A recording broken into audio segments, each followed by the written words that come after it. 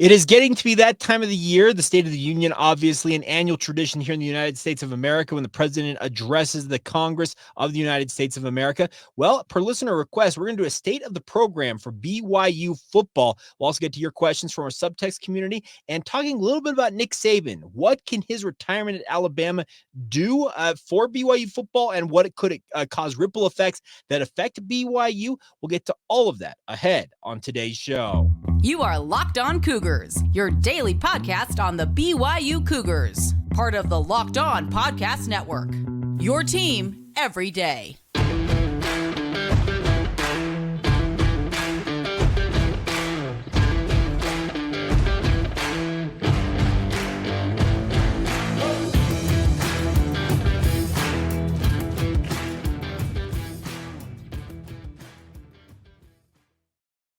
What's up, everybody? I'm Jake Hatch, your host here on Locked On Cougars, your resident BYU insider. Thank you for making Locked On Cougars your first listen of the day. Thank you to all of you who are everydayers, as we like to call you, right here on the Locked On Podcast Network. We are your original daily podcast focused on all things BYU sports, and we are brought to you today by our friends over at Game Time. Download the Game Time app today, create an account, and use the promo code Locked On for $20 off your first purchase. All right.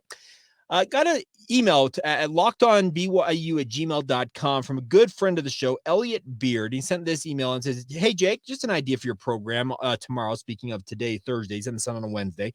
I think doing a State of the Union / program of the BYU football program would be great. Since the college football season just ended, I think it would be very topical. Take a quick look back at the season and, more importantly, a look at the BYU football program right now and what to expect in the coming, not in the coming year, in the next year or next season for BYU. I'd love to hear your thoughts about the state of BYU football right now. Appreciate your program, and I listen every day. Thanks, Elliot." All right, Elliot. Well, first off, shout out to you. Thank you for your support of the podcast. You are a true everydayer on the podcast, obviously. So let's do this thing. Me. I'm stepping up to the podium, and here we go.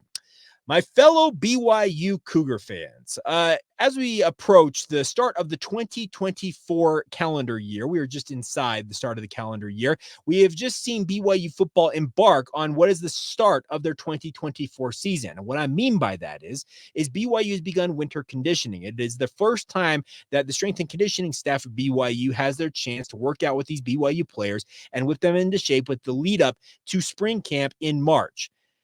Looking back at 2023 for the BYU football program was one, I think, of growth for BYU. I think Kalani Sitake's program showed that they can compete against some of the best in the Big 12 Conference, most notably a program that's going to depart in Oklahoma State. They beat the likes of Arkansas. This is a program when they're at their best, they can compete with top tier or fellow Power 5 opposition, and they can win those football games. But when they are at their lowest, BYU also is capable of getting their trash kicked or being trounced on the road. Most notably, look at games like West Virginia in 2023.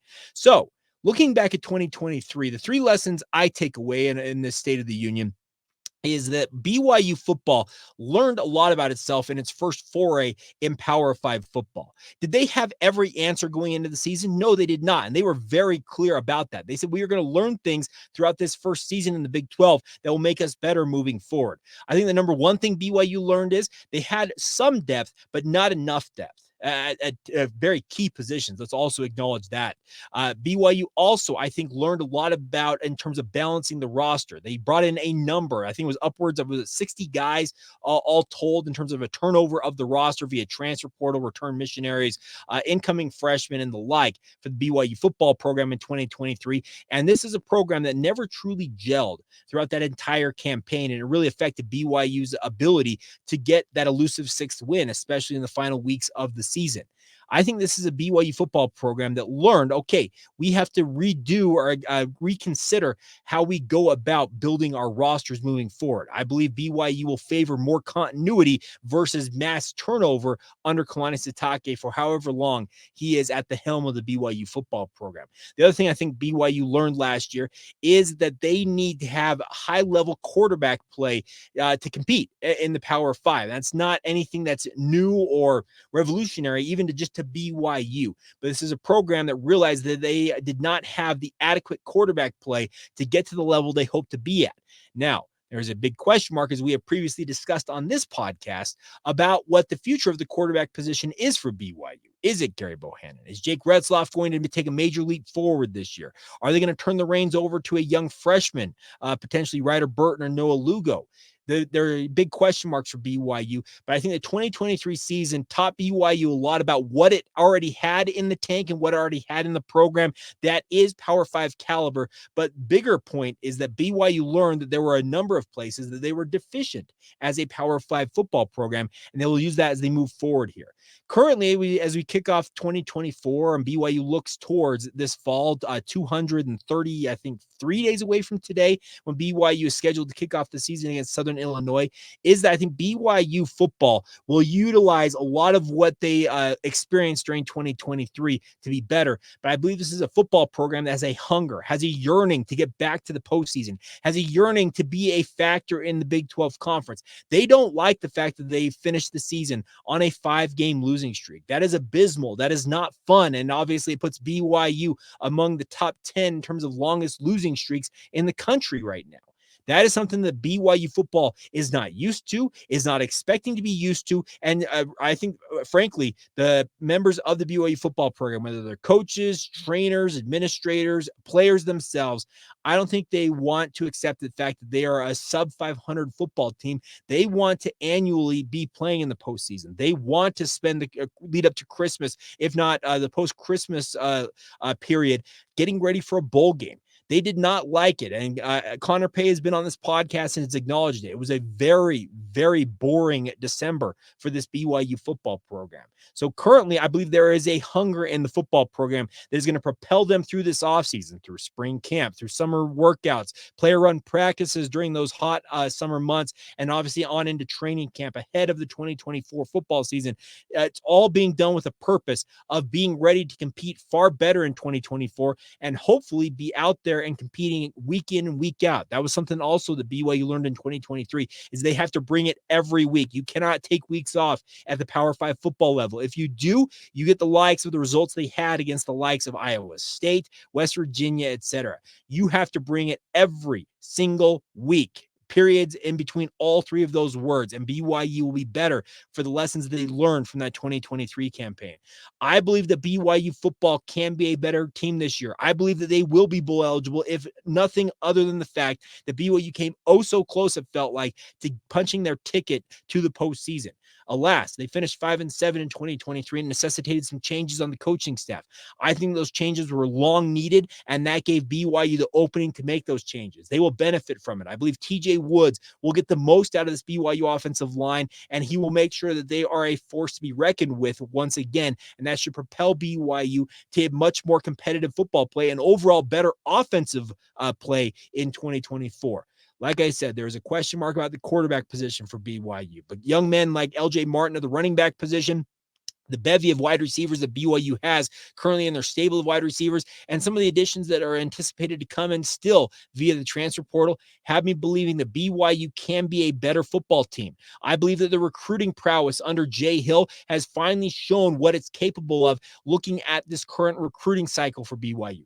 Think of the high-level players, most notably Faletau Satuala, most recently signing with BYU, as evidence of what Jay Hill is capable of as BYU's defensive coordinator, associate head coach, overall just recruiting demon, guru, whatever you want to term him. His impact cannot be overstated for this BYU football program.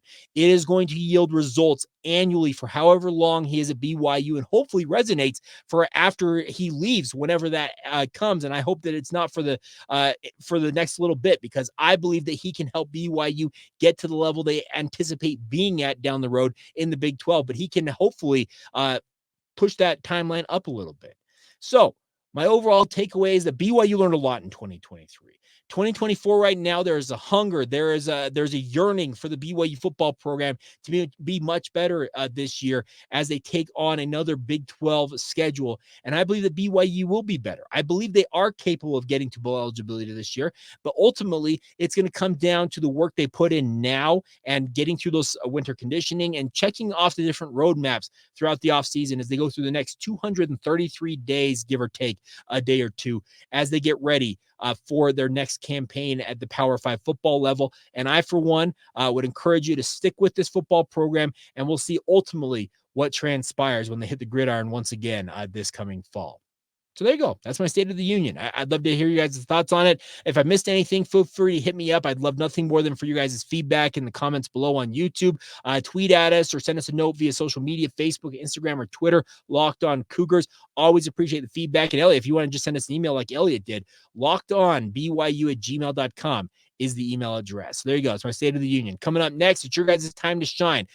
Questions sent in via our subtext community. We'll get to all those as we continue on right here on Locked On Cougars.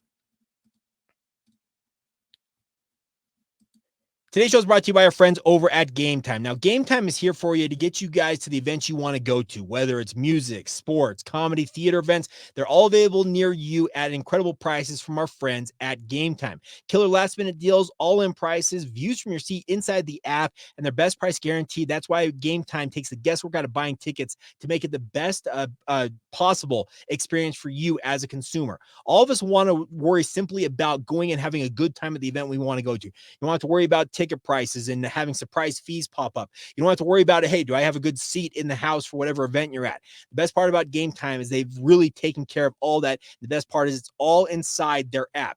2 taps, your tickets are purchased. They're right there available for you to scan when you get to the venue, and you're on your way to having the night or the outing of your life. They also have the Game Time guarantee, which also means you'll get the best price. If you find tickets in the same section and row for less, Game Time will credit you 110% of the difference. So take the guesswork out of buying tickets and do it with our friends at Game Time. Download the Game Time app today, create an account, and use the promo code Locked On for $20 off your first purchase. Terms apply. Again, create an account, use the promo code LOCKEDON for $20 off. Download Game Time today. Last minute tickets, lowest price guaranteed.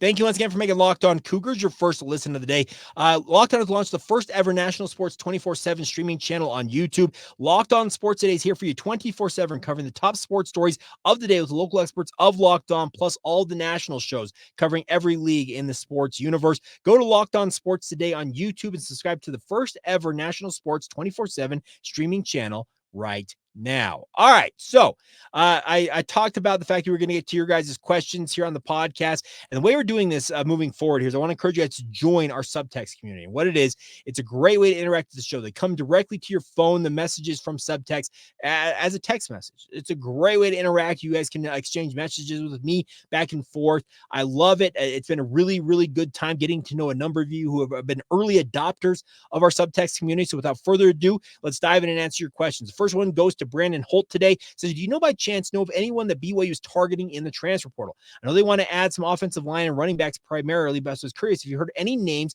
with those or any other positions. Thanks. He says also if there's any updates on the tight end coach search and any names you've heard with that as well. Now, Brandon, along with like 3 or 4 other listeners of ours, sent in a similar question about the tight end coach. Let's just address that one first. It has been eerily quiet on the tight end coach front. Now, does that mean that BYU has got something cooked up and they can announce it tomorrow? Sure. But a lot of times this information leaks out and I'm starting to hear rumors about stuff like that, but I have heard no such rumors. So does that mean that BYU is kind of back at the drawing board trying to find the right option? I don't know what the status is, but like I said, it's been very, very quiet on that front. And maybe BYU's letting some things shake out, and then they have a couple of guys in mind they're going to make a move on. But it feels like you need to have a coach in place by the time that the signing day gets here in early February. I think it's kind of the deadline for BYU, but anything I do hear, I'll be happy to pass along. But like I said, it's been very, very quiet on that front. Now, with regards to who they're targeting in the transfer portal, honestly, I don't know names, but I do know, as you mentioned, offensive line and running backs are positions that BYU is thoroughly evaluating, particularly on the O-line. What I was told is that there are multiple, that's the quote I was given, is multiple offensive linemen that BYU believes they're going to be capable of landing. Now, where they're coming from, who they are, etc., that is something I will be working to get more information on. But I know that BYU, if they find the right option, no matter, regardless of position, it could be a tight end, it could be a defensive back, it could be a kicker. If BYU finds an impact player, they will not hesitate to bring them into the BYU football program.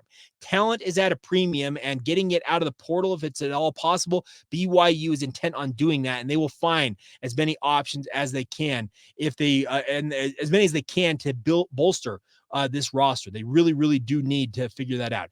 Jesse Boone, any update on the tight ends coach and replacing coaches who left to be with Bronco? The coaches that left to be with Bronco are mainly off the field or were GAs/analysts. Those are relatively easy to fill. Those are young coaches who are up and coming that you're kind of grooming to take the next step in their career. I think BYU will find some adequate options to replace those positions. I don't really know names on that, but you can rest assured that I'm sure some will have BYU connections. Others won't. They just want to get into coaching, and BYU has an opening, and they get that opportunity to do it, and they're going to take advantage of it. Weston Birch also asked, have you heard anything about the tight ends coach? So yeah, a few of you guys asking about that. Jake, by the way, who are the linebackers to look out for this coming year? Jake, Ben Bywater, obviously coming back to BYU, cannot be overstated how big of an impact that is for BYU. I also am a big believer in Jack Kelly, the grad transfer, not grad transfer, but a transfer from Weber State joining BYU. He was Weber State's Kyle Van Noy this past year. Does he have that capability of being that type of player for BYU? TBD, but he has got the bona fide skills to be an impact guy for BYU at linebacker. And then another name I'd keep an eye on if he's able to stay healthy is Isaiah Glasker. Glasker was absolutely killing it before getting injured last year, and then just really never got back to doing what he was doing in the summer, spring, and training camp before that injury hit. So if he can get back to full health, keep an eye on him as well. But there's other guys out on that roster. Ace Kafusi, BYU is very high on. Micah Kafusi, his cousin as well. Keep an eye on Siale Asera. He did suffer a pretty significant injury at the tail end of the season.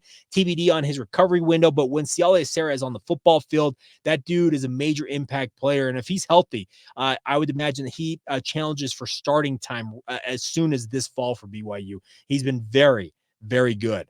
Next one, Nick Chadwick. When will we see upgrades to Lavelle Edwards Stadium? Now, that's a great question, Nick. Do you see improvements coming to the locker room anytime soon?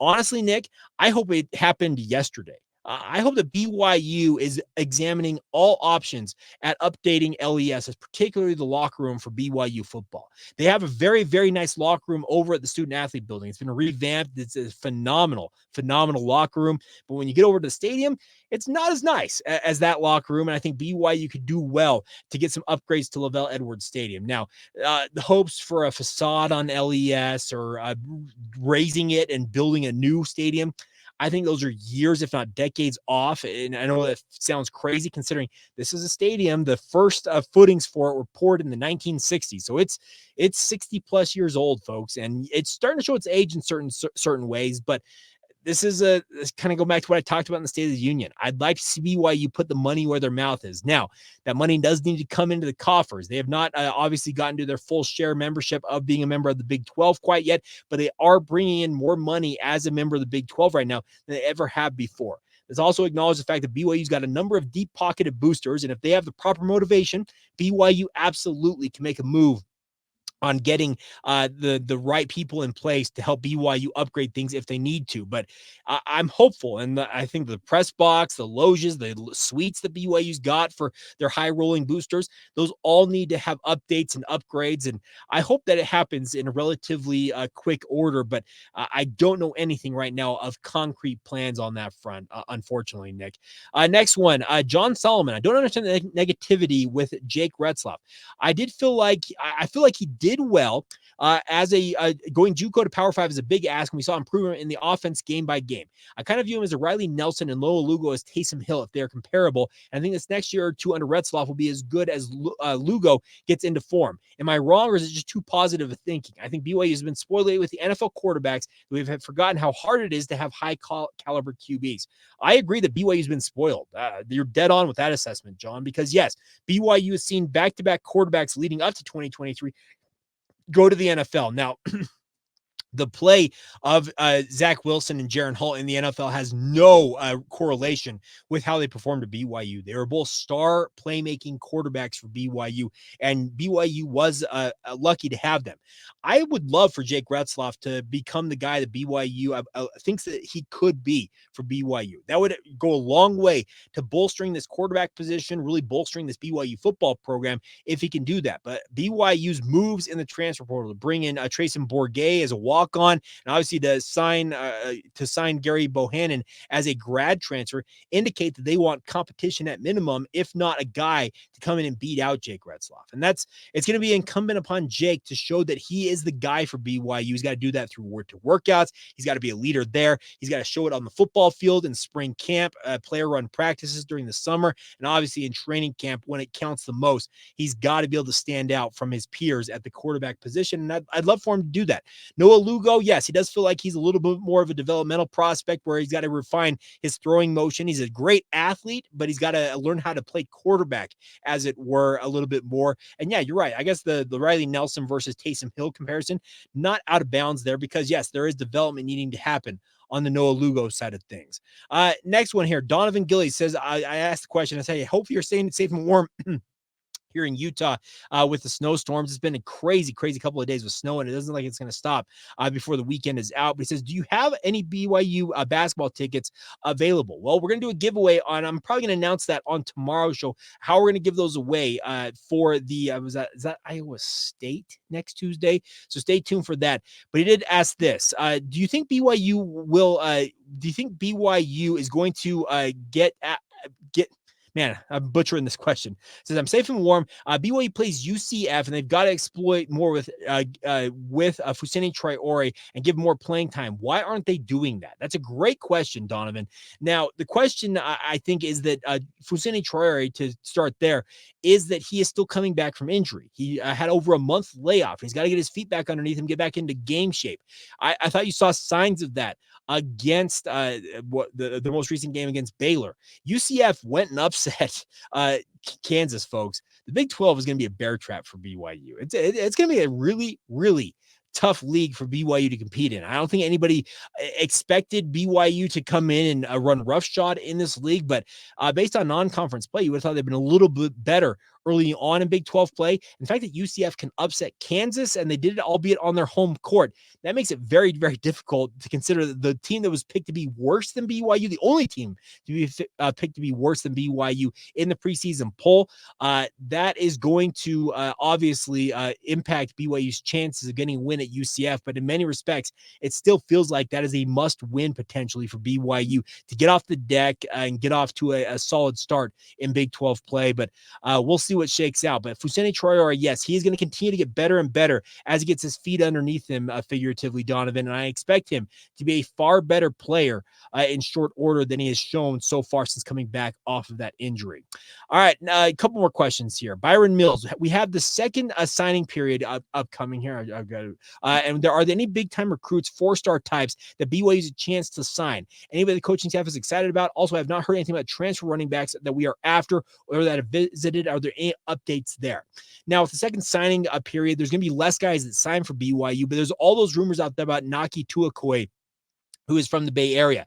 He's a 4 or a 3-star prospect, a high 3-star, low 4-star, depending on which recruiting service you look at. Rivals has said that he is committed to BYU, if not signed to BYU. I have not been able to corroborate that information. I don't know anybody out there outside of Rivals who has been able to corroborate it.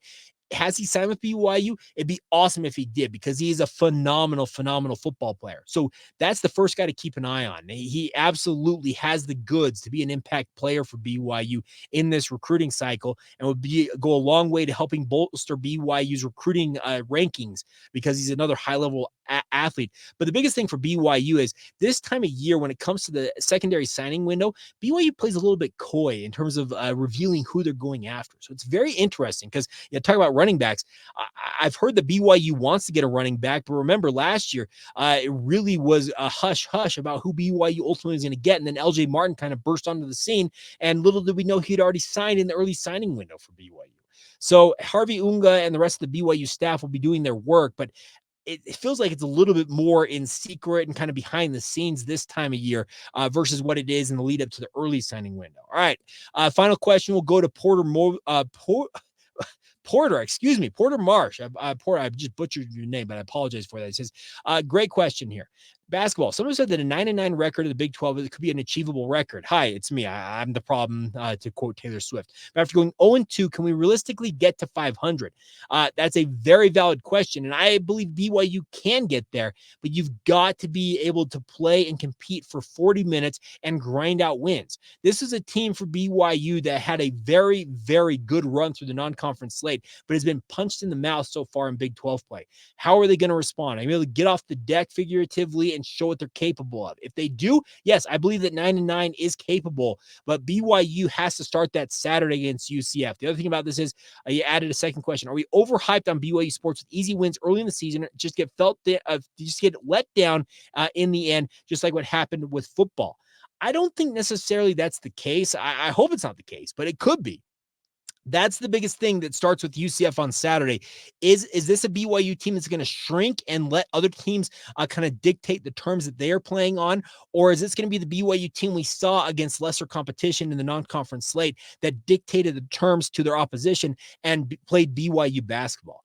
It's been very revealing through the first two games. The BYU has been punched in the mouth. They weren't necessarily, I don't think, ready for what some of these Big 12 teams could bring. Most notably, I think the Cincinnati game, that final 10 minutes was just, it was abysmal for BYU. And I think they have learned lessons from those two. Can you go get the win against UCF and right the ship a little bit and stabilize things? That would go a long way to helping BYU feel like, okay, yes, we can compete here. Now, if you lose to UCF, all kinds of alarm bells are going off. And then at that point, you got to reevaluate, okay, how many Big 12 games can BYU actually win? And is this a team that's going to go closer to 500 overall in the season versus what guys like Ken Palm or Ken Palmer at KenPalm.com were projecting potentially a 13-5 Big 12 record going into conference play? So a lot of questions to be answered on that front. I am interested to see where things ultimately shake out for BYU. But first off, thank you to all of you for your questions. Like I said, if you want us to make questions like that, join our SubText community today, and we'll be continuing to do these listener mailbags throughout the offseason. It's really, really fun to do, and hope you guys are enjoying them all the same as well. All right, let's get to our final stanza of today's show. We're going to talk a little bit about Nick Saban. Obviously, impacts college football as a whole. He's the preeminent figure, coach, whatever it is in college football. Well, he called it a career yesterday in a frankly stunning move. How will his retirement affect BYU and college football in general? Get some quick thoughts on that as we continue on right here on Locked On Cougars. Now, today's show is brought to you by our friends over at FanDuel. Now, FanDuel has been with you guys all NFL season long. They'll love nothing more with the NFL playoffs on deck. There's still time to get in on the action with our friends at FanDuel, and they are America's #1 sportsbook. Right now, new customers get $150 in bonus bets guaranteed when you place a $5 bet. That's $150 in bonus bets, win or lose. Think about that, my friends. You can get it no matter if you win or lose that bet. Just $5. Get in on it today. The best part is the app is super easy to use with our friends at FanDuel. There are many ways to bet, like live same game parlays available to you. They have a parlay hub, which is the best way to find popular parlays out there. You can find bets in the new Explore tab. Maybe it's a bet you haven't considered, and you're like, hey, I'd like to take that one. You can do that right inside the app. There's also the traditional spreads, player props, over-unders, money line. No matter what you want to do, our friends at FanDuel have got the option for you. So visit FanDuel.com/lockedon and make your first bet a layup once again. That's all courtesy of your friends at FanDuel, official partner of the NFL. Today's show is also brought to you by our friends over at UCCU. Of course, the UCC mobile banking app is making it easy to learn and page your family to learn about money. All of us want to be smarter when it comes to our money, and that's where Learn and Earn comes in. It has a fun, bite-sized educational games teaching about financial topics, featuring quizzes and trivia. And every time a family member completes a topic, you earn points to be redeemed for gift cards places like Amazon, Apple, Sephora, Walmart, Nike, and many, many more. There's age-appropriate content for every member of the family. Y'all can learn alongside one another, compete with each other on leaderboards, and by the way, just cash in those points to get those gift cards as well. It's all courtesy of the UCCU mobile banking app, available to you at all times, so you can play it anytime, anywhere. And its best part is Learn and Earn is part of UCCU's award-winning Be Money Smart Youth Banking Program, helping kids, teens, and parents have fun with becoming more financially literate together. It's all courtesy of UCCU. Love where you bank. Thank you once again for making Locked On Cougars your first listen of the day. Hope you're having a fantastic Thursday whenever you hear this. Stunning news yesterday out of Tuscaloosa, Alabama. Nick Saban stepping down from his position. He's 72, but it felt like just Nick was just going to keep going until he seemingly croaked on the job because he has Alabama among the nation's elite. It's just an annual thing. You see, if they're like the fifth worst odds to win the national championship every year, it's a bad year, it feels like, for Alabama under Nick Saban, but he is stepping aside. Whoever gets that job, whether it's Dan Lanning, whether it's the former BYU quarterback Steve Sarkisian, whether it's Lane Kiffin, or somebody completely off the radar out there that gets that job in Tuscaloosa, it's going to have a cascading and ripple effect on the rest of college football. This is the best job in college football in my mind because the resources allocated to your Alabama are unlike many programs out there. You're in a fertile recruiting ground. Alabama's won, was it 6 national titles under Nick Saban? The pedigree of what Alabama has in its back pocket, it means that almost every coach that may get approached about this position is probably like, yeah, I'll talk to you about it. If Kalani Sitake, for whatever reason, got a call from Greg Byrne, the AD at Alabama, and said, hey, Kalani, I'd like to talk to you about my job at Alabama. Kalani would be stupid not to take that phone call and take that meeting. That is how big a job this is. And whoever takes that job, it affects that program. And there's going to be a cascading effect on all of college football because of this. Because as coaches replace each other at different programs, the other thing about this is it opens the transfer portal window for each one of those programs. Currently, with Alabama coach Nick Saban stepping down, all Alabama football players have a 30-day window starting, I believe, is it yesterday or today, where they can enter the transfer portal with no penalty and find new programs to call home. Whoever takes over his job, like I said, that program then has that 30-day window open. It is going to cause ripple effects, and BYU can benefit from this in 2 ways in my mind. Number one, it may open up some coaching positions for BYU coaches that they may want to hire. Maybe it's in some ways smart that BYU held an open position for that tight end coach. Maybe somebody ends up needing a job that you would love to have at BYU, and circumstances playing out, they ultimately are saying, hey, I'll come coach for you at BYU. That could benefit BYU in that regard. The other one is the transfer portal. BYU recruits a number of these guys that go to these high-level football programs. Let's say, for example, Dan Lanning does take the job at Alabama. There are probably 10, 12, 15 guys that BYU's recruited that ended up at Oregon. Could those guys decide to enter the transfer portal and look for new homes? And could BYU scoop up 1 or 2 of them via the transfer portal?